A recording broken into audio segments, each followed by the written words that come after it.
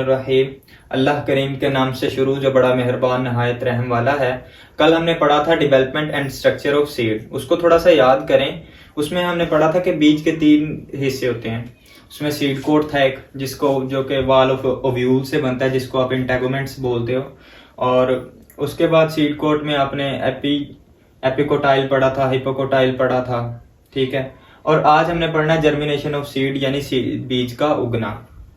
अगर आपको डेफिनेशन के हवाले से कोई पूछ लेता है तो आप उसकी डेफिनेशन कुछ इस तरह से लिख सकते हो: the process in which a seed embryo develop into a seedling.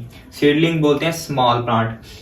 देखो, अगर बीज को नए पौधे में तब्दील होना है ना, बहुत सारी तब्दीलियां उसमें रूनुमा होंगी, फिर उसमें नशोनुमा होंगी, फिर वो एक सीडलिंग में नमू पाएगा। सीडलिंग बोलते हैं एक नन्हे पौधे को, ठीक है, स्मॉल प्लांट्स को बोलते हैं। सीड बन गया तो डेफिनेटली अब अल्लाह ताला ने उसके अंदर कुछ ना कुछ ऐसी सलाहियत रखी होंगी कि वो अब बड़ा हो गया, ग्रो होके एक नए पौधे में नमू पाएगा, ठीक है। आगे प्रोसेस ऑफ जर्मिनेशन, यानी जर्मिनेशन का प्रोसेस होता कैसे है। सबसे पहला स्टेप ये है कि एब्जॉर्ब ऑफ वाटर, के जब जमीन में बीज को स्प्रेड कर दिया, फैला दिया जाता है, तो क्या होता है कि वो पानी को एब्जॉर्ब करता है।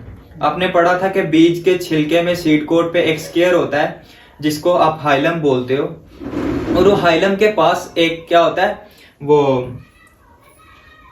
माइक्रोपाइल, एक ऐसा सुराख है जहां से वो पोलन ट्यूब एंटर हुई थी और उसके जरिए से पानी अंदर एंटर हुआ था। और अब क्या करेगा बीज, क्या करेगा, वाटर को एब्जॉर्ब करेगा। वाटर को एब्जॉर्ब करने के अमल को इम्बाइबेशन भी बोलते हैं, ठीक है। और जब ये वाटर को एब्जॉर्ब करेगा तो ये फूल जाएगा, ठीक है।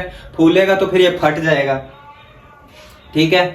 फटेगा तो सबसे पहले जो चीज बीज से निकलेगी वो है रेडिकल। रेडिकल से क्या बनती है, रूट बनेगी। रूट एमर्ज होगी बीज से, रूट निकलेगी and spread to absorb water, और ये जमीन के अंदर चली जाएगी। देखें, अल्लाह ताला ने हर किसी निजाम को ना बेहतर बनाया। और सबसे पहले रूट निकलने का मतलब यह है कि ये जमीन में फैलेगी। जमीन के अंदर ज़ेरे सतह जो पानी है, जो न्यूट्रिएंट्स हैं, जो मादनियात हैं, नमकियात है, उसको एब्जॉर्ब करेगी ये जड़। और जड़ एब्जॉर्ब करने के बाद क्या करेगी, फिर उससे दूसरे नंबर पे जो प्लूमोल है, प्लूमोल से आपको पता है शूट निकलती है, ठीक है, जो सतह जमीन से बाहर निकलती है। सतह जमीन से बाहर निकलेगी। ये दो इसके पास चीज होगी, पहले नंबर पे स्टेम और दूसरे नंबर पे लीव्स। क्या होगा कि जड़ जो है वो नीचे से मादनियात को, यानी कि वाटर को एब्जॉर्ब करके, फिर ऊपर से प्लूमोल से शूट निकलेगी। शूट के पास लीव होगा और एक तना होगा। तो इस तरह से जर्मिनेशन का प्रोसेस स्टार्ट होता है और नए पौधे में, यानी सीड में तब्दीलियां आ रही हैं और वो एक पौधे में नमू पा रहे हैं, ठीक है। आगे टाइप ऑफ जर्मिनेशन आ गई हैं, ठीक है। जर्मिनेशन की इकसाम है, 2 इकसाम है जर्मिनेशन की, किस 2 तरह से किस तरह की सीड एक नए पौधे में तब्दील होता है। एपिजियल जर्मिनेशन और दूसरे नंबर पे है हाइपोजियल जर्मिनेशन। इन दोनों में डिफरेंस क्या है? इन दोनों में डिफरेंस ये है कि एपिकोटाइल और हेपोकोटाइल का छोटा बड़ा होना, कोटिलीडन का बाहर आना या जमीन के अंदर रहना, ठीक है। आपने कल पढ़ के आए थे आप एपिकोटाइल और हिपोकोटाइल। एपिकोटाइल वो था जो कोटिलीडन से ऊपर वाला हिस्सा, और हिपोकोटाइल कोटिलीडन से नीचे वाला हिस्सा। कोटिलीडन आपने पढ़ा था, सीड के अंदर पढ़ा था कि ऐसे सीड कोटिलीडन स्मॉल लीव्स होते हैं जिनके अंदर कुदरत ने फूड जखीरा कर रखी होती है। किसके लिए? नए पौधे के लिए, ठीक है। एपिजियल जर्मिनेशन की डेफिनेशन देखते हैं।